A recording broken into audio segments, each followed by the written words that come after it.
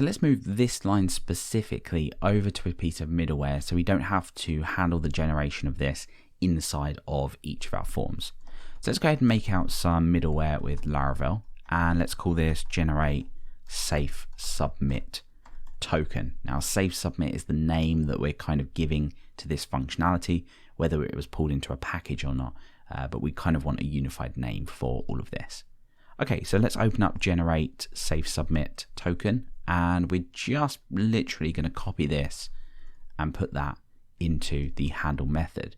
Now, of course, we can't really pass the token down to where we want to use it. You could add it to the request, but let's go ahead and get rid of the token assignment here and instead just pluck this out. So instead of doing this, let's assign this to token like this by getting it from the session. And of course, we can just pass this down as normal, and a little bit later on, we'll create a blade directive to automatically pluck this out so we can put it in our form. So over in our kernel for HTTP, let's add this just down here under the web group. So let's change this to generate safe submit token. So if we head over to the browser and click this once, sure enough, that works. Now, if we click it twice, this is actually not going to work, and I'll explain why. So let's double click this, and you can see that that still goes through, and sure enough, over in our Laravel log, we will have been dumping this out twice. So let's go ahead and double click that again, and we'll see it roll in there twice with both requests. Now the reason that this doesn't work is now we've moved this over to middleware, and more specifically because we've applied it globally to all web, what's happening is over in the post controller, it's being generated here or being plucked out here. But then this is being completely overridden by that, because at the point we reached this the second time around, the middleware is taking effect and setting it back to ABC. Now let's just try this out with Laravel's string helper. So we're just going to say string random, and let's set this to be 40 in length, and make sure we just import the Illuminate support string helper. And then over in the post controller, we can do the same thing over here.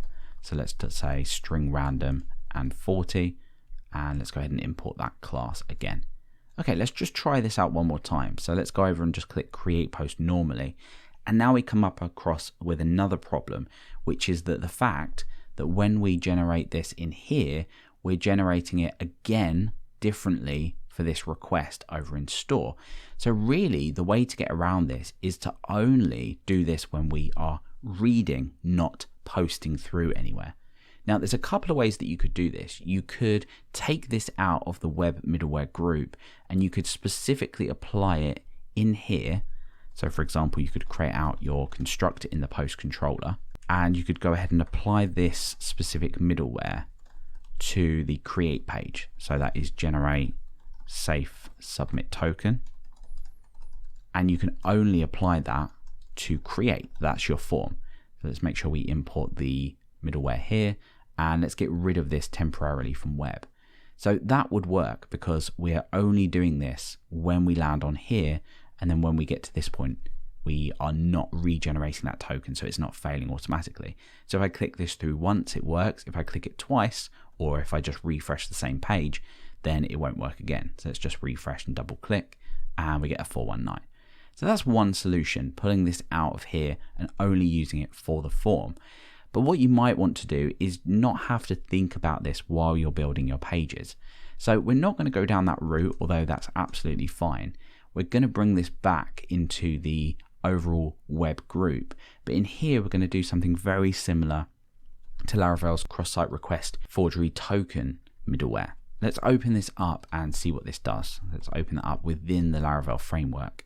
Now let's take a look at this, and we can see here we've got a check here when we handle is reading. So let's head down to is reading and actually just steal this over and pop this in here. So this will only then be run if we are reading, not actually posting or patching or putting to the request. So we can just say this is reading, and we'll pass our request object in there. So that should be enough to make this work. Let's go back over here, submit this once. That's worked.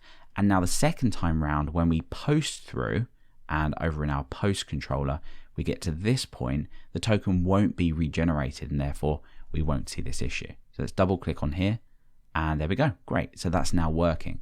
We've got this globally now, so we don't need to think about it, but we're only generating a token when we are using a head, get, or options request.